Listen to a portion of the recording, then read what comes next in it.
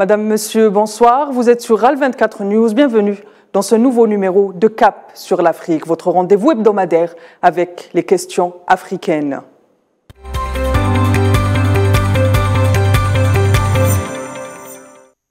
Et comme chaque samedi, c'est avec plaisir que je vous accueille sur ce plateau. Et ce soir, ensemble, nous allons nous pencher sur un des abcès sécuritaires qui a le plus marqué l'actualité africaine. Et pourtant, il reste encore méconnu. Depuis plus de 10 ans, le destin du Sahel est presque scellé. Les pays de la bande sahélienne sont pris au piège d'un abcès sécuritaire sans cesse en mutation, qui s'ajoute aux défis du développement et au même titre d'ailleurs qu'aux spécificités sociales de la région. Une situation exacerbée par des interventions étrangères créant des poudrières au Mali ou Burkina Faso, pour ne citer que ces deux pays. Et pourtant, la résilience des populations, de la jeunesse reste intacte et surtout désireuse de trouver une solution pérenne au chaos préfabriqué en nom de l'intérêt et de l'hégémonie géopolitique. Une solution sahélo-sahélienne, afro-africaine est aussi envisagée. Et pour en parler, j'ai le plaisir d'être accompagné ce soir d'un habitué de Cap sur l'Afrique, Gamel Abina, journaliste indépendant et spécialiste des questions internationales. Bonsoir Gamel. Bonsoir et merci pour l'invitation. Merci d'avoir accepté notre invitation. Et de Prince Koya, spécialiste des questions africaines. Bonsoir Prince Koya, merci d'avoir accepté notre invitation. Bonsoir, merci à vous. Et sans plus attendre, on entame notre émission. Je commence avec vous, Gamel. On parle d'abcès sécuritaire au Sahel. Le Sahel, c'est plusieurs pays avec des particularités, des spécificités. Les abcès sont-ils les mêmes dans tous ces pays ? Non, ils ne sont pas les mêmes parce qu'il y a plusieurs groupes qui se sont constitués dans la région. On parle évidemment les deux plus connus, et je dirais même les deux plus connus en termes de djihadisme, c'est AQMI, l'État et l'État islamique. Donc c'est deux groupes islamistes concurrents qui sont sur un terrain très favorable, dans une zone où effectivement, bon, l'essentiel c'est le Mali, mais ça touche les autres pays, dans des zones déshéritées, dans des zones désertiques, dans des zones où effectivement les frontières sont poreuses. Eh bien ces groupes se sont constitués sur la base de plusieurs revendications à la fois religieuses concernant ces groupes islamistes, mais surtout des revendications effectivement indépendantistes concernant l'Azawad, qui correspond à l'essentiel au nord du Mali, donc en gros une interaction entre des problèmes sociaux, culturels, évidemment indépendantistes et religieux.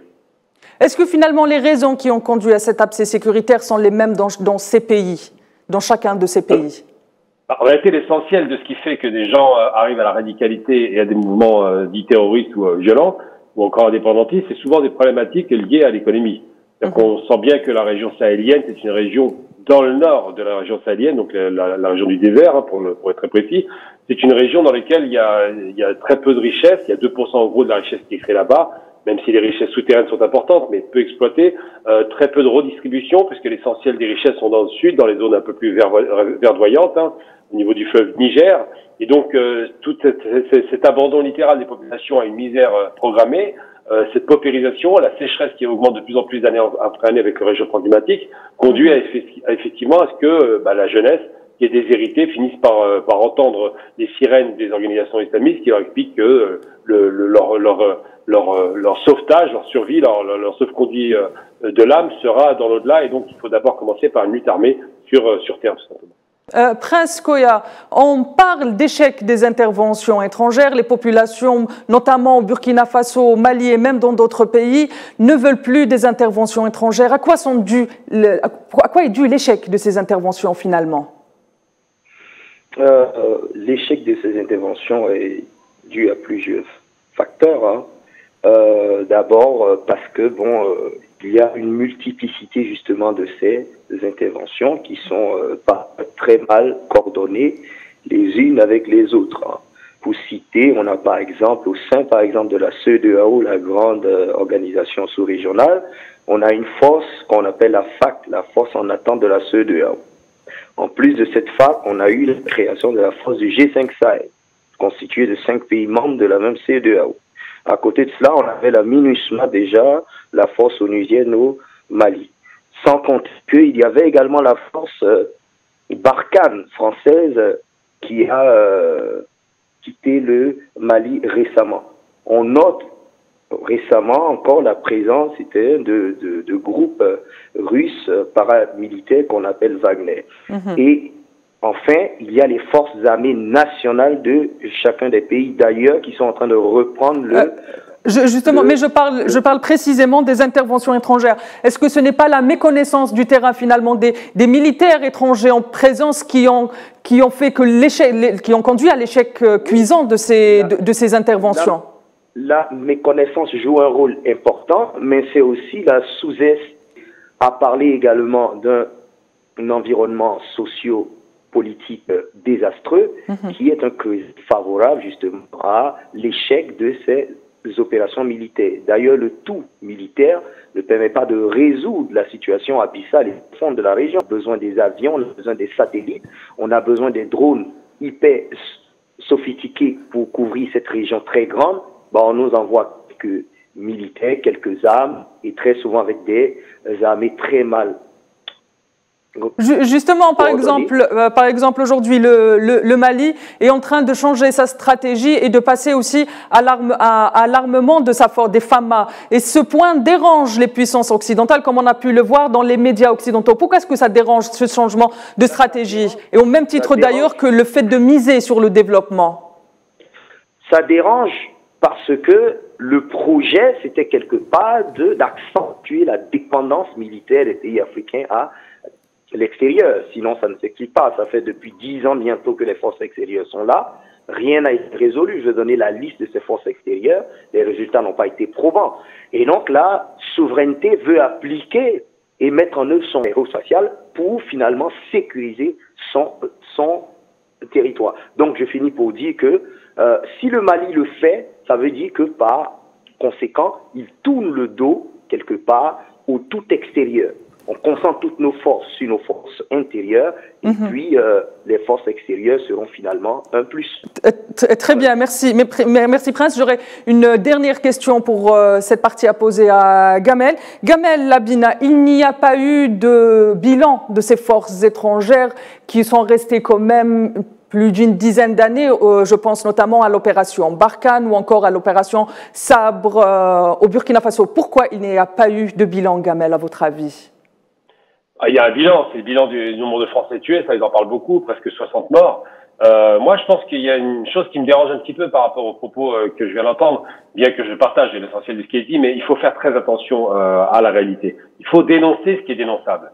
Lorsque les Français, donc lorsque Hollande, lorsque la gauche française, gauche traditionnellement colonialiste, je peux rappeler, ose envoyer des forces au Mali parce qu'un de leurs pantins mis au pouvoir là-bas par une dictature déguisée a demandé le soutien de papa ou maman la France, c'est intolérable.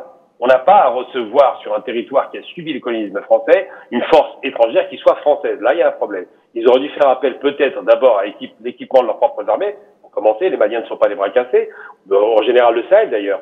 Et surtout, il n'est pas acceptable que l'ancienne puissance militaire coloniale, qui a des intérêts considérables dans la région, vienne intervenir sur un problème qui est lié à une intervention militaire qui a été voulue par la France en Libye. Lourd tribut pour une guerre qui ne le concernait pas, et surtout parce que les intérêts économiques sont considérables et intéressent beaucoup de monde en dehors des Français. Évidemment les Chinois, évidemment les États-Unis, évidemment les forces de tous les empires occidentaux colonialistes. Donc il faut se méfier de cela. Et la problématique qui se pose, c'est pas de savoir si les djihadistes peuvent être vaincus, puisque le Mali fait le travail actuellement et le fait avec brio. La problématique qui se pose, c'est de dire comment on a pu à ce point insulter les peuples africains en envoyant des forces européennes occidentales blanches, donc ça a commencé par Serval en 2013, puis ensuite devenu Berkane, puis devenu Takuba, une force contre la voie aujourd'hui. Il s'équipe militairement par du matériel de qualité, non pas de la ferraille occidentale. Il a des conseils militaires russes qui permettent de former les militaires maliens qui seront autonomes très prochainement. Et surtout, il montre qu'ils sont maîtres chez eux. Au nom de quoi les Occidentaux viennent mettre leurs pieds là où ils ont mis le feu en Libye. C'est quand même extraordinaire. Est-ce qu'on peut dire, Gamel, qu'aujourd'hui, on va vers la fin du tout sécuritaire qui a été conduit qui a été mis en place au Sahel sous l'égide des puissances occidentales?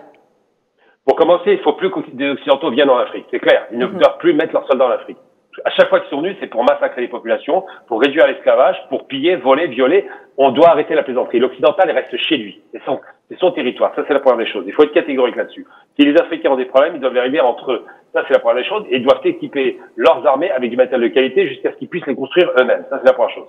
Deuxième chose, oui, les différentes actions occidentales, on l'a vu au bout de 10 ans, 11 ans maintenant, n'ont conduit à aucune sécurisation de la région alors qu'ils sont suréquipés. Donc posons-nous la question de savoir pourquoi il est là pour faire le bien des Africains, il est là pour garantir ses intérêts économiques et uniquement ses intérêts économiques de puissance impériale. Donc il faut se débarrasser de cette idée que l'Occident veut du bien à l'Afrique, ça n'est pas vrai. Ils veulent du bien à leur propre portefeuille, leurs propres intérêts. Ensuite, les autres intervenants pourraient être aussi des gens intéressés, c'est vrai, mais au moins ils donnent les moyens aux Africains de pouvoir se défendre avec des armements de qualité. Donc il faut maintenant jouer la carte des concurrents en termes de fournisseurs d'équipements militaires. Ensuite, il faut garantir et sécuriser la région pour que le... Dans un instant... Prince Koya, l'abcès au Sahel est sans doute un des abcès qui a marqué le plus l'actualité africaine et pourtant il reste encore méconnu. Un voile de méconnaissance a été mis sur ce dossier. À votre avis, pourquoi est-ce que ce dossier reste aussi méconnu? Je crois que nous avons un problème avec Prince Koya. Vous êtes là. Oui, Prince, je vous entends parfaitement. Est-ce que vous pouvez répéter votre question, s'il vous plaît? Ma question est l'abcès sécuritaire au Sahel est un des abcès qui a le plus marqué l'actualité africaine et pourtant il reste un voile de méconnaissance sur ce dossier. À votre avis, pourquoi?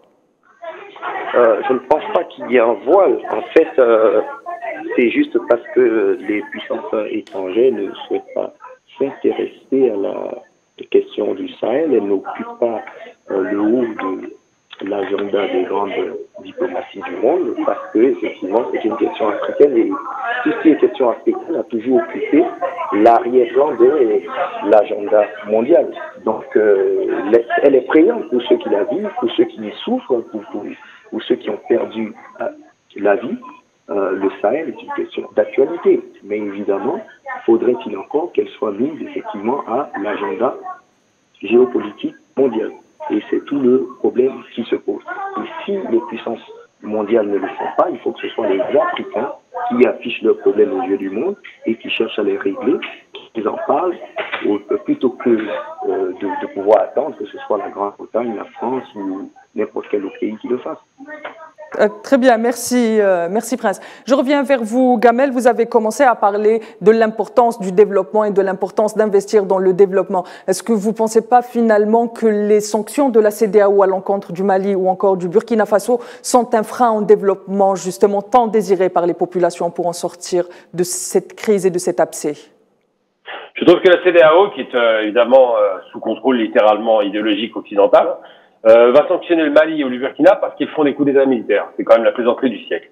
Il y a eu un coup d'État militaire dans plusieurs pays d'Afrique qui n'ont pas posé problème tant que c'était des militaires favorables aux Occidentaux. On voit le Tchad, par exemple, il a été littéralement adoubé par Macron, alors que celui qui dirige le Tchad actuellement, le fils d'Idriss Déby, n'est pas forcément démocrate, on l'a bien vu. Et ensuite, la deuxième chose qu'il faut mettre dans la tête des Africains, c'est que la démocratie, si c'est un gage de réussite et de développement économique, ça se saurait. La plupart des pays occidentaux qui sont développés par des dirigeants qui étaient c'était des militaires très souvent, très dirigistes et très dictatoriaux littéralement dans leur méthode. C'est ce qui a fait que l'Occident s'est développé rapidement. Et la démocratie, à la faveur de la réussite économique, a pu s'installer. La Chine n'est pas une démocratie et pourtant c'est la deuxième puissance économique mondiale qui bientôt deviendra la première en 2030. Elle a démontré qu'il n'y a pas besoin de démocratie, mais qu'il faut au moins un état de droit, c'est-à-dire un droit du citoyen. Donc l'Afrique on lui a imposé le modèle démocratique comme si c'était la panacée. Non. La seule chose qui compte en Afrique, c'est que le droit des citoyens soit respecté. La démocratie viendra en second plan une fois que le développement sera installé. Donc on sanctionne le Mali ou le Burkina parce qu'il y a des coups d'État militaires par des hommes qui, à l'époque, comme Sankara d'ailleurs, avaient pris le pouvoir, et ont apporté tout de même une volonté de bien-être et de sécurité à leur population, ce qui est la priorité. Très bien, merci Gamel sur ce point. J'aurai encore quelques questions. Brièvement, s'il vous plaît, Prince Koya, je vous pose la même question. Est-ce que vous ne pensez pas finalement que les sanctions sont une entrave au développement? Oui, les sanctions sont une entrave. Les sanctions sont une entrave. C'est même l'objectif que l'État qui est sanctionné, ce genre de questions. Cependant, il est important aussi qu'à l'intérieur de nos pays, comme l'a dit Gamel tout à l'heure, que les droits des citoyens, les droits fondamentaux soient quand même également respectés et que les États veillent à ce que les droits sociaux, économiques, politique soit... Je reste avec vous, Prince Koya. Vous parlez d'approche afro-africaine et d'approche panafricaine et d'approche sahélo-sahélienne. Est-ce que vous ne pensez pas qu'aujourd'hui le CEMOC est plus que d'actualité? Le CEMOC. Oui. Oui, d'actualité, mais on a eu déjà beaucoup d'entreprises africaines, panafricaines d'actualité. On a l'Union africaine qui n'est pas encore financée par les pays africains, qui est financée par l'extérieur. On a les forces africaines en attente qui ne sont pas financées encore par les pays africains. On a le G5 Sahel qui est mort-né, budget 450 millions, que les pays n'ont pas réussi à rassembler. Donc, prendre des initiatives africaines, c'est bon, mais le vrai problème, c'est quel est l'esprit, quel est le pragmatisme qui accompagne ces idées, qui accompagne ces initiatives africaines. Donc, il y en a déjà beaucoup qui ont été prises. Est-ce qu'on sont prêts à nous donner les moyens humains, matériels, infrastructurels pour enfin aboutir à un projet viable? La question se pose là. Sinon, toute initiative africaine, panafricaine est bienvenue et c'est d'ailleurs le moment de le faire. Très bien, je vous pose... Merci. Je reviens vers vous, Gamel, avec la même question. Est-ce que le CEMOC est aujourd'hui d'actualité? Brièvement, s'il vous plaît. Oui, très rapidement. Toutes les organisations panafricaines qui se mettent en place sont d'actualité. Pour en finir avec le néocolonialisme, il faut en finir avec la monnaie étrangère, le franc CFA. C'est la première des choses. En finir avec la tutelle étrangère militaire, c'est très paternaliste et très insultant pour les Africains. Et à encourager l'intégration régionale parce que c'est le seul moyen d'y arriver. L'Afrique regorge de richesses. C'est un continent extrêmement riche de par sa jeunesse, de par son sous-sol, de par ses terres fertiles. Il faut encourager cela. Et le seul moyen d'y parvenir, c'est effectivement que les Africains entre eux travaillent à un développement raisonné et désenclavent certains pays comme le Mali pour faire en sorte que tout le monde profite à plein de ce développement. Merci. Je vous pose une autre question, Gamel, si vous le permettez. Les groupes terroristes qui sont déployés au Sahel investissent également sur le front social. Est-ce que le développement mis en place aujourd'hui, la réflexion autour du développement et de la stratégie du développement est aussi pour contrecarrer ce visage dont on parle peu des groupes extrémistes violents? Ils ont un jeu qui est très habile de leur part d'ailleurs. Ils ont compris que la question sociale est centrale. Souvent les courants islamistes se basent sur le social pour conquérir le cœur des gens. Ils font le travail que l'État n'a pas su faire. L'Algérie a montré un exemple. Elle a mis $1 milliard de dollars à disposition pour les développements. C'est le seul moyen d'en sortir des tensions sociales, interethniques, religieuses. C'est de passer par le développement économique pour que les gens aient quelque chose à perdre. Aujourd'hui, la plupart des gens qui se battent n'ont rien à perdre. C'est la raison pour laquelle ils rejoignent des courants radicaux. Mais effectivement, les courants islamistes ont très bien compris la question sociale parce que traditionnellement, l'islam, en dehors de l'extrémisme, a toujours eu un rôle considérable sur la question sociale. On redistribuait les richesses, on imposait aux riches pour donner aux pauvres. Et bien, ces questions-là sont très bien maîtrisées par les islamistes qui ont compris que le terrain est favorable. Très bien. Prince Koya, lors de l'appel du Sahel, de la deuxième rencontre de l'appel du Sahel organisée à Alger, l'approche algérienne a été plébiscitée en termes de lutte contre l'extrémisme violent. Pouvez-vous nous dire un mot sur cette approche justement qui est de plus en plus appréciée pour son expertise dans le Sahel? Écoutez, cette approche promeut effectivement le développement militaire, sécuritaire certes, mais également d'appuyer sur l'embrayage socio-économique. Cet appel-là ne fait qu'appuyer ce que prévoyait déjà le G5 Sahel depuis 2014, c'est-à-dire actionner tout ce qui est levier militaire sans oublier l'inclusion sociale et économique des populations qui, factuellement au niveau des ressources, sont très riches, mais au niveau donc de la redistribution, font partie des peuplades les plus démunies au monde. Donc le vrai problème, et cela a été dit tout à l'heure, il faut œuvrer à ce que les populations soient éduquées, aient accès à la santé, à la justice, aux services publics, de base à une présence et une effectivité étatique pour que finalement elles se sentent impliquées dans la République, impliquées dans leurs États respectifs, pour qu'enfin la sécurité puisse adjoindre ou s'adjoindre au développement économique et social pour aboutir à une ère harmonieuse. Autrement, on serait en train... Est-ce qu'on peut dire aujourd'hui que la prévention est un enjeu finalement dans la lutte contre l'extrémisme? Ça fait partie de tout ce qui est politique sociale. Ça rentre aussi dans le cadre de l'éducation de la masse. Mais pour ça, il faut avoir des écoles, il faut avoir une présence étatique, il faut avoir des aides en termes de santé, en termes de présence de la justice. Donc c'est un tout. Évidemment, l'État, une fois présent, là, dans tous les coins du pays, est capable effectivement de se lancer dans les actions de sensibilisation et de prévention. Mais lorsque l'État est absent, bon, on a fait un no man's land et ça donne ce que ça donne. Donc il est nécessaire également qu'il y ait une effectivité gouvernementale. Très bien, merci. Je vous pose la même question, Gamel Abinasco. Aujourd'hui, la prévention est un enjeu pour les pays du Sahel, et au même titre d'ailleurs que les pays ouest-africains, puisqu'on observe quand même une recrudescence des mouvements terroristes, même dans cette région. Je dirais une chose simple, c'est que on peut entendre les sirènes de l'islamisme politique et radical et violent à partir du moment où on n'a rien à perdre. Un jeune homme qui n'est pas marié, qui n'a pas de maison, qui n'a pas de travail, pas d'avenir, bah, il n'a rien à perdre, il peut rejoindre ce genre d'organisation qui est une famille nouvelle pour lui. En revanche, à mon sens, un État fort se doit de protéger les faibles. Si un État fort ne protège pas les faibles, c'est qu'il est faible lui-même. Donc aujourd'hui, la question sociale est une question essentielle. La redistribution, l'exploitation des richesses, le rééquilibrage nord-sud, parce que malheureusement, il est très déséquilibré, une zone désertique face à une zone verdoyante. Tout cela doit être mis à plat une bonne fois pour toutes. Et effectivement, si les services minimums sociaux ne sont pas installés, si l'État ne démontre pas qu'il est capable de prendre en charge des familles en difficulté pour leur donner une chance d'accéder à une vie digne et normale, si la dignité est bafouée, évidemment, c'est la violence qui prend le relais. Il n'y a pas un pays dans le monde qui échappe à cette réalité. Lorsqu'on est humilié et que la dignité s'installe, évidemment, c'est la violence qui gagne. Très bien, merci Gamel. Un dernier mot, Prince, avant qu'on se quitte? Oui, bah, écoutez, la paix, la sécurité, le développement dans les pays africains doivent être désormais auto-entretenus. Ils doivent être impulsés par les forces endogènes, par des forces africaines. On en a les moyens.